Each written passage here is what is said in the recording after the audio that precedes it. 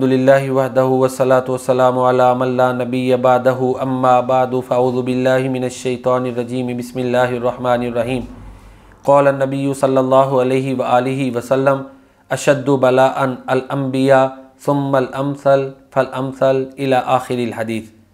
प्यारे नबी करीम सल्लल्लाहु अलैहि व आलिहि वसल्लम का फरमान है कि सबसे ज़्यादा सख्त आजमाइश नबियों की होती है, फिर उन लोगों की जो ईमान में सबसे ज़्यादा होते हैं, फिर जैसे जैसे ईमान कम होता जाता है आजमाइश की शिद्दत और सख्ती भी कम होती जाती है।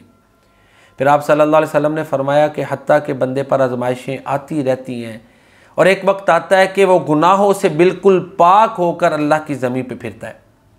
इस हदीस मुबारक से कई चीज़ें वाज़ी होती हैं।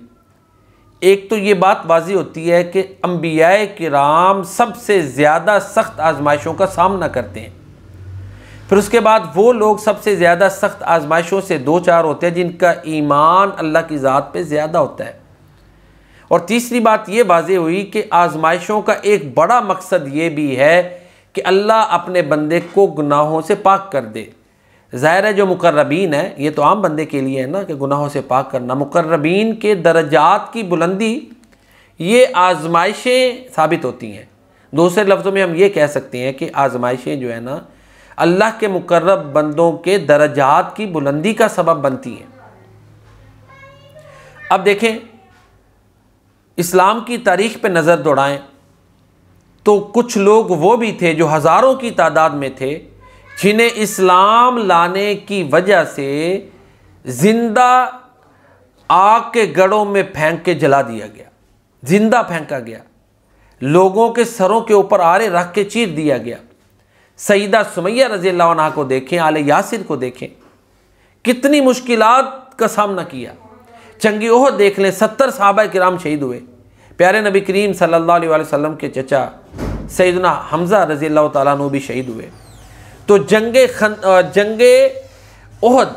जंगे ओहद में 70 सहाबा किराम शहीद हुए। जंगे मूता में ज़ैद बिन हारिसा रज़ी अल्लाह तआला अन्हु शहीद हुए, जाफ़र तैयार रज़ी अल्लाह तआला अन्हु शहीद हुए। तो इस्लाम की तारीख़ देखें ना, ये आजमाइशों से, कुर्बानियों से और इन तकलीफ़ात से भरी पड़ी है। उसी कह लें, इस्लाम की तारीख़ इन आजमाइशों से, इन तकलीफ़ात से बड़ी पड़ी है। उसी चीज़ का ततिम्मा कह लें कि करबला में सैयदना इमाम हुसैन रज़ी अल्लाह तआला अन्हु शहीद हुए, उनके आल जो उनके सामने शहीद हुए। तो सारी इस गुफ्तगू का खुलासा ये है कि अल्लाह के दीन पर चलते हुए जिसका जितना ज़्यादा ईमान होगा उतनी सख्त आजमाइश आएगी। इकबाल ने कहा था ना, ये शहादत गए उल्फत में कदम रखना है, लोग आसान समझते हैं मुसलमान होना, चूमे गोयम मुसलमानम बलरज़म के दानम मुश्किलात ला इलारा। इस्लाम ज़िंदा दीन है और इसको ज़िंदा रखने के लिए कुर्बानियों की एक तारीख़ है।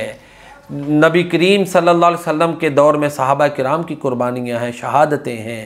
ताबईन के दौर में ये अहले बैत की कुर्बानियाँ और शहादतें हैं। इसी तरह अब बाद में चले जाएं, इमाम अहमद बिन हम्बल रहमहुल्लाह ताला ने अक़ीदा खल्क़े कुरान के ख़िलाफ़ स्टैंड लिया, मारे खाई, बड़ी कुर्बानी दी। इमाम मालिक रहमहुल्लाह ताला ने तलाक़ मुकरह जो है उसके जायज़ ना होने पर इस मौक़िफ़ पर स्टैंड लिया, मारे खाई, सोबतें बर्दाश्त की। तो इस्लाम की तारीख़ देख लेना, ये आजमाइशों से, तकलीफ़ों से भरी पड़ी है।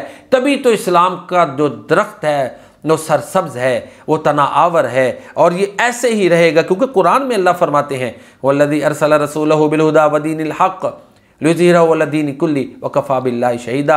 अल्लाह ने ये दीन इसीलिए भेजा है कि ये गालिब रहेगा। इमाम अबू हनीफ़ा रहमहुल्लाह ताला चीफ़ जस्टिस का ओहदा कबूल नहीं करते और इसी तरह कैद ज़िंदा में फ़ौत हो जाते हैं, इस दुनिया को छोड़ जाते हैं। तो जहाँ ईमान है वहाँ आजमाइश आएगी। इस्लाम का जो दरख्त सरसब्ज़ है ये शहीदों के खूनों से सरसब्ज़ है, कुर्बानियों से सरसब्ज़ है और इस्लाम एक गालिब आने वाला दीन है। फिर इसका मुकम्मल उरूज सैयदना इमाम महदी रहमहुल्लाह जब आएंगे उनके दौर में फिर मुकम्मल उरूज इसको हासिल होगा। तो बहरहाल इस्लाम और इम्तिहान ये लाजिम व मलज़ूम है। अल्लाह ताला हमें सख्त इम्तिहानात से बचाए। हम बड़े कमज़ोर ईमान वाले हैं, हम तो छोटी सी आजमाइश पर भी पूरे नहीं उतरते, हम तो सिर्फ़ उससे फ़ज़ल मांगते हैं, अदल नहीं मांगते। अल्लाह ताला हमें दुनिया और आखिरत में हसन और भलाई और तमाम किस्म की अच्छाइयाँ अता फ़रमाए। अल्लाह ताला हमें फ़ितनों से, आज़माइशों से महफूज रखे, हमारा ईमान पर ख़ातिमा फ़रमाए। वमा अलैना इल्लल बलागुल मुबीन।